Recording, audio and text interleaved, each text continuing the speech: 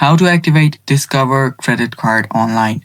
Hello guys, this is Atticus and welcome back to another tutorial video. In today's video, I'll teach you guys how you can activate your Discover credit card online. So without any further ado, let's dive right into it. First step, open up your web browser and simply search for Activate Discover Credit Card. After you do this, you'll see this Discover Activate Your New Discover Card. You can open that up. Open this website.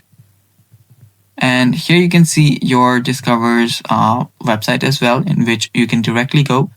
And after you're here, all you have to do is enter up your card number and the last 4 digits of your SSN.